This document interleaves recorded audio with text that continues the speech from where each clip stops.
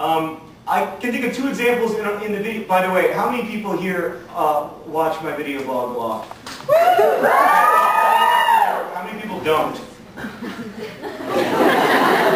Thank you for coming. I appreciate that. Okay, none of this, what I'm about to say, is going to make any sense, but there is a large majority of people who are in a different camp, so we're just going to go with that.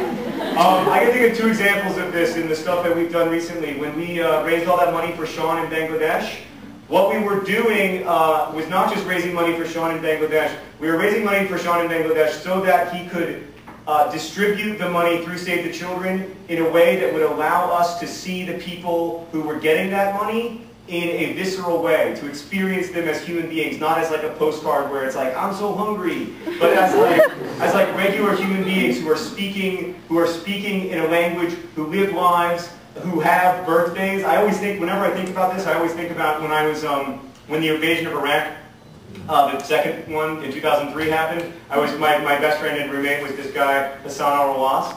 And Hassan's family lived on the Kuwait-Iraq border, and he didn't hear from his family for 6 weeks after the invasion, and he was completely freaked out, which is totally understandable. I would have been freaked out too.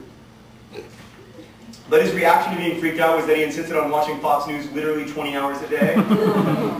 Because he would like yell at the TV, and it was just cathartic for him for some reason, but we only had one television, and I would like, every now and again, like we would all, the rest of the roommates would like come in and kind of stage an intervention and say, Hassan, your parents are not about to be on TV, and we want to watch Friends. But he would never give it up. So anyway, one day I'm watching, right after Baghdad falls, I'm watching I'm watching Fox News with Hassan one afternoon. And it's one of those situations where the camera footage is coming in, and it's new footage is coming in, it's brand new, the anchor's watching it for the first time, and I'm also watching it for the first time, but because he has a mic and I don't, he gets to talk about it like he's some kind of authority. And there's a huge hole in this house, in the side of a wall of a house, and there's all this plywood over the hole. And on the plywood is scrawled in black spray paint this really angry-looking Arabic graffiti.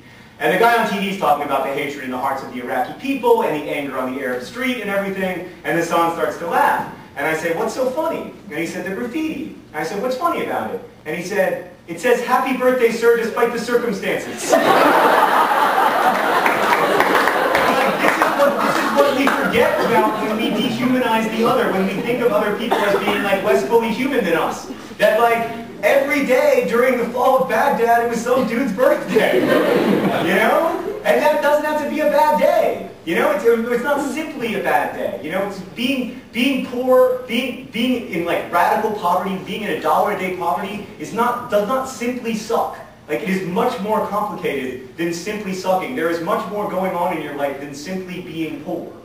There are all kinds of emotional connections. That's why Hank attacked Maslow's hierarchy of needs, which pissed off a lot of psychology students, but I think he was right.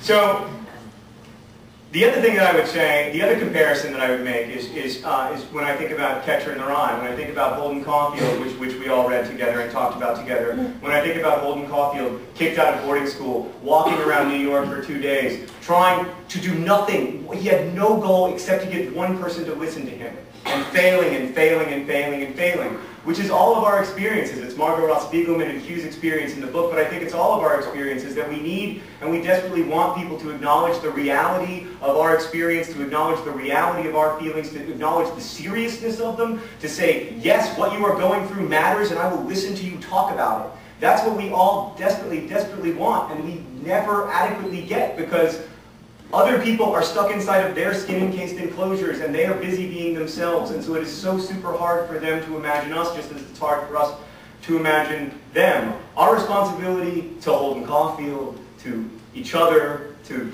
people living in Bangladesh, is to try to imagine one another much more complexly, to try to acknowledge the complexity of others as we acknowledge the complexity of ourselves, like Whitman so memorably wrote in Leaves of Grass, which, as you may have noticed, is a poem I like, I contain multitudes.